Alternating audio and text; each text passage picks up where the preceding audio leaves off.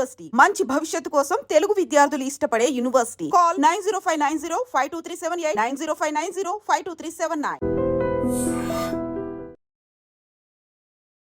మాతృదేవో భవ, పితృదేవో భవ, అతిథి దేవో భవ, అలాగే ఆచార్య దేవో భవ అంటారు కదా. ఇప్పుడు మీరు మా అతిథులు, మాకు దేవుడు లాంటి వారు. ముందు బ్రేక్ఫాస్ట్ చేసిన తర్వాతే పని స్టార్ట్ చేద్దామని చెప్తున్నారు లక్ష్మణ్ గారు. ఇదిగోండి, ఇక్కడ ఈ ఫామ్ హౌస్ ప్రెమిసెస్లోనే చక్కగా డైనింగ్ టేబుల్ కూడా అరేంజ్ చేశారు. ఎందుకంటే ఇక్కడికి చాలామంది సినీ సెలబ్రిటీస్, విఐపీస్ ఈ ఫామ్ హౌస్కి వచ్చి కాస్త రిలాక్స్ అవుతూ ఉంటారు.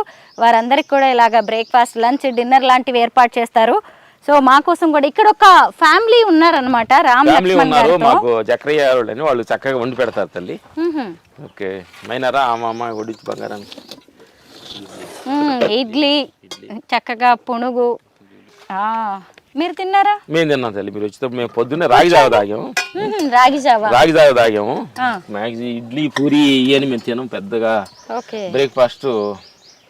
రామ్ లక్ష్మణ్ గారు, మీరు ఎంత ఛాలెంజింగ్ ఫైట్స్ చేస్తారు కదా. ఫిజికల్గా చాలా స్ట్రెంగ్త్గా ఉండాలి, చాలా మీరు ఉంటేనే, స్ట్రాంగ్గా ఉంటేనే ఆ ఫైట్స్ చేయగలరు. మీ ఫుడ్, మీ డైట్ ఎలా ఉంటుందండి? మా డైట్ పొద్దున్నే లేసి మేము జీడిపప్పు, బాదం నానేస్తాం తల్లి. నైట్ నానేసి ఒక 8 hours నానేసి ఆ తర్వాత కిస్మిస్ ఇవన్నీ తింటాము. ఫస్ట్ బొప్పాయి ఎర్లీ స్టమక్లో తింటాము.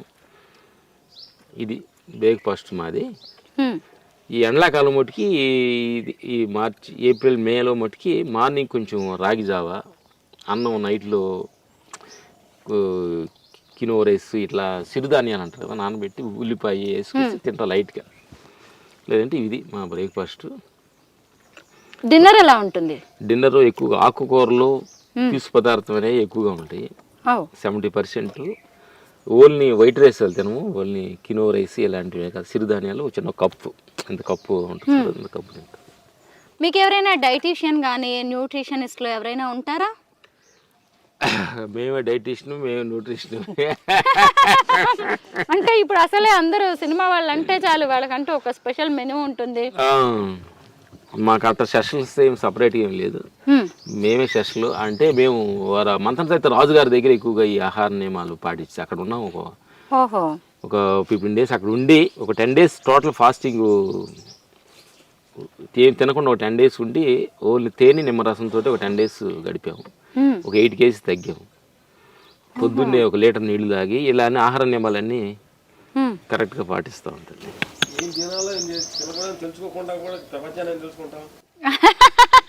చూసారా, రామ్ గారు పంటి నొప్పి అని అక్కడ కూర్చొని ఎంత మంచి మాట చెప్పారో. ఏం తినాలో తెలుసుకోకుండా ఇక ప్రపంచాన్ని ఏం తెలుసుకోగలం. నిజంగా చాలా మంచి మాట అండి. ఏం లేదు తల్లి, 2 దగ్గర జాగ్రత్తగా ఉండాలి తల్లి. తినేటప్పుడు కొంచెం జాగ్రత్తగా ఉండాలి, మాట్లాడేటప్పుడు జాగ్రత్తగా ఉండాలి. అన్నిటికీ కారణం మన నోరే. నోరు మంచిదైతే ఊరు మంచిది అవుతుంది అంటారు కదా. ఎందుకనంటే అదిగా తింటే గుళ్ళొచ్చి ఆరోగ్యం పాడవుద్ది, అదిగా మాట్లాడితే అవతలు ఇబ్బంది పడతారు. అందుకని మాట్లాడేటప్పుడు కొంచెం జాగ్రత్తగా ఉంటే మంచిదని మా గురువులు చెప్పిన ఆజ్ఞ ప్రకారం ఇది చాలా మంచిది, అందరికి కూడా పనికొచ్చుద్ది. ఇది గురువులు అనే కాదు, మీ మనస్తత్వాన్ని చూసినా కానీ మరి ఇన్నేళ్లుగా మీరు ఇండస్ట్రీని ఏలుతున్నారు అంటే మీరు ఎంత ఆలోచించి తినడం కావచ్చు, ఎంత ఆలోచించి మాట్లాడడం చేస్తూ ఉంటేనే ఇన్నేళ్లుగా మీరు ఈ సినిమా ఇండస్ట్రీలో ఉండగలిగారండి. ఎందుకంటే మీరు ఇందాక కూడా చెప్పారు కదా, రాగద్వేషాలకు అతీతంగా బతకాలి అని. అలాగే ఇక్కడ అసూయ, ద్వేషాలు అనేవి కూడా ఎక్కువగా ఉంటాయి. చక్రయ్య ఆయనే ఈ తోటని ఎంత అద్భుతంగా తీర్చిదిద్దాడు. ఈరోజు వంట వండింది కూడా రాజక్రయ్య రా, వాళ్ళు ఆవిడ గారు. జక్కయ్య గారు, మీ వంట ఇవన్నీ చాలా బాగున్నాయండి. మీ చేతి వంట రుచి చూసాం మేము మొత్తానికి. గుడ్. ఏమన్నా వర్కౌట్స్ చేస్తారా స్ట్రాంగ్ గా ఉండడానికి? పొద్దున్నే మేము 5 to 6 సూర్య నమస్కారాలు, ప్రాణాయామం, కపాళివాత్, భస్రిక. అది చేయిందే ఈ గాడిదలకి టిఫిన్ పెట్టము. ఎందుకంటే పొద్దున్నే ఒక 3 గంటలు లేవుతాం అమ్మా వీళ్ళని. రామలక్ష్మి 3 గంటలు లేపి పొద్దున్న బ్రష్ చేసుకొని 1 లీటర్ నీళ్ళు తాపిస్తాం వీళ్ళకి. ఆ తర్వాత నీళ్ళు తాపించి వాష్రూమ్కి వెళ్ళి వచ్చి ధ్యానంలో కూర్చుంటాం. మ్మ్హ్మ్. కూర్చొని వీళ్ళిద్దరిని కూర్చోబెట్టి 3:15 కల్లా కూర్చొని 5 గంటల దాకా కూర్చుంటాం. మ్మ్హ్మ్. కూర్చున్నప్పుడు ఏం చేస్తారంటే వీళ్ళిద్దరు అంటే ధ్యానంలో కూర్చునేటప్పుడు మనకి శత్రువు ఎవరు ఉండకూడదు. మ్మ్. ధ్యానంలో కూర్చునేటప్పుడు మన శత్రువు అంటే ఈ రోజుల్లో మనకి సెల్ ఫోనేనండి. మ్మ్. ఎవరు ఉండకూడదు. కాబట్టి మనకి ఎవరన్నా మన రిలేషన్స్ ఎవరన్నా కానీ ఫస్ట్ ఎవరన్నా ఉంటే మనం తెలిసో తెలియగా మనం అన్ని మన వల్లనే ఇబ్బంది పడి ఉంటే వాళ్ళని క్షమించమని అడుగుతాము. మ్మ్హ్మ్. వాళ్ళు ఎవరన్నా మనం వాళ్ళకి కొంచెం తెలిసి తెలక ఇబ్బందులు పెట్టి ఉంటాం. మనం తెలిసి తెలియక పోతా బాగా సేవం దొక్కేస్తాం, అది ఇబ్బందే కదా. అవునండి. మనం తెలియకుండా కొన్ని జరుగుతాయి, తెలిసి కొన్ని చేస్తాం అనమాట. మ్మ్. అట్లా అప్పుడు మనం తెలియకుండా చేసాం కాబట్టి కొన్ని తెలిసి చేసాం, కొన్ని తెలియజేసాం, క్షమించమని అడుగుతాం వాళ్ళు మనం కొంచెం. ఆ తర్వాత ప్రకృతిని అందరినీ, ఎందుకంటే మనం తినటానికి ఇడ్లీ తయారు చేయాలన్నా రైతు కూరగాయలు మనం తినాలంటే రైతు కావాలి, పంట పండించడానికి రైతు కావాలి, ఈ బట్టలు నేర్పించడానికి చేనేతలు కావాలి. మ్మ్. మన పొద్దున్నే ఇల్లు శుభ్రంగా ఉండాలంటే, రోడ్డు శుభ్రంగా ఉండాలంటే మనకు మున్సిపాలిటీ సోదరులు కావాలి, ఆ తల్లులు కావాలి.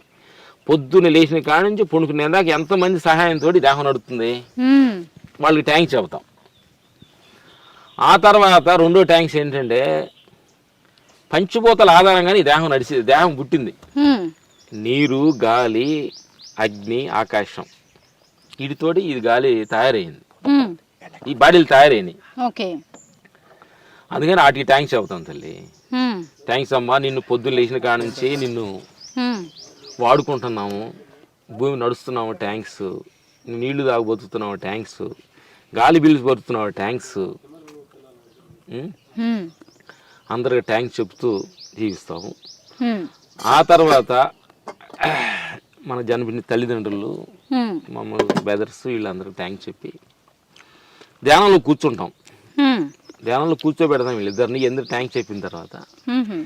కొంచెం కూర్చున్న తర్వాత శ్వాసనే కొంచెం గమనించుకుంటూ వెళ్తుంటే ఆనాపాన సతి అంటారు విపాసనాలో దాన్ని. ఆ. మనకి శ్వాస ఎక్కువగా కొట్టుకుంటుంటే అది ఆ లోపల ఏదో టెన్షన్స్, ఏదో ఆలోచిస్తున్నాం అనే సింబాలిక్ అనమాట అది. మ్మ్.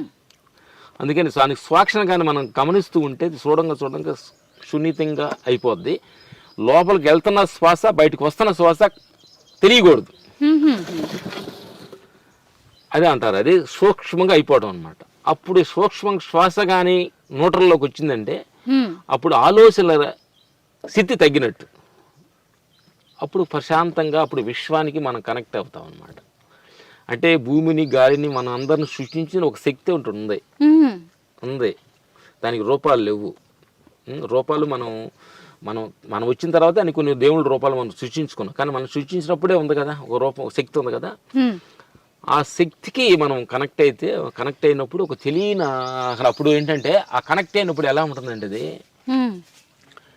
బ్లూగా, అంటే ఈ చెట్లు, నా ఇల్లు, నీ ఇల్లు, నేను, నా ప్రాంతం, నా పేరు, నేను, నా దేహం టోటల్ కంప్లీట్గా డిజాల్వ్ అయ్యి మ్మ్. ఒక బ్లూగా మ్మ్. మంగళగా ఉంటుంది. అక్కడ నాది నీదేనేమి ఉండదు. ఆ. దాన్ని అలా కొంచెంసేపు ఆహ్వానించుకొని కొంచెంసేపు దానిలో కలిసి, అంటే భగవంతుడిలో కలుస్తున్నట్టు అర్థం అంటారు. మన భాషలో చెప్పాలంటే భగవంతుడు మనలో ఏకమైనట్టు ఆ క్షణం. మ్మ్. అప్పుడు భగవంతుడు అయ్యో పొద్దుగులు నీ పక్కన కూర్చుంటే నమ్మిన భార్య, పిల్లలు, నన్ను నమ్మిన షూటింగు, మ్మ్. నన్ను మాట్లాడడానికి వచ్చిన ఈ మీడియా మిత్రులు అందరి కోసం సైలెన్స్గా ఎలా ఉండాలి. మ్మ్. అందుకే అందుకే నేను వెళ్ళేసి వాళ్ళతో ఆ పనులు చేసి నీ గురించి చేతనైతే అడిగితే చెప్తా. మ్మ్. ఆయన అంటాడు అడగకుండా చెప్పకుండా నా గురించి ఎందుకు అడగకుండా చెప్పారు అనుకోండి, అది చాలా వాల్యుయేషన్ ఉండదు అంటాడు భగవంతుడు. మ్మ్. అప్పుడు ఏదైనా ఎవరైనా అడిగితే చెబుతాము. సరే నా బంగారు తల్లి అడుగుతుంది కాబట్టి ఇప్పుడు చెబుతానన్నయ్యా అని ఆయనతో రమంచుకొని మళ్ళీ ధ్యానంలో మళ్ళీ 6 గంటల పని చేసుకుంటాం. మ్మ్.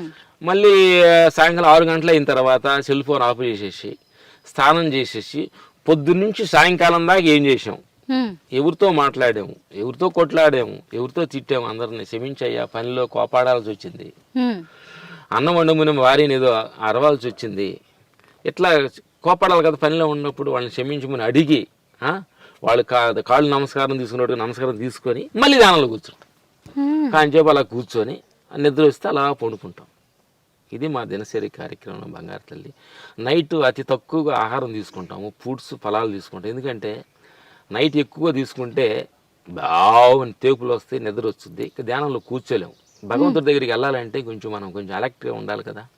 అందుకే తక్కువ మితి ఆహారం తీసుకొని భగవంతుడితోటి ఒక 1 hour 2 hours ఆయనతోటి కలిసి ఆయన కొన్ని చిట్టాలు చెబుతూ ఉంటాడు. నాయన చాలా తక్కువగా తినండి, తక్కువగా మాట్లాడండి, ఇది చానాళ్ళలో ఉండదు, దీనికి ముసలితనం వచ్చు, దాన్ని కొన్ని చిట్టాలు చెప్పి తెలుసుకొని వచ్చి ఓహో ఇది అని చెబుతూ ఉంటాం. ఇది జరిగింది.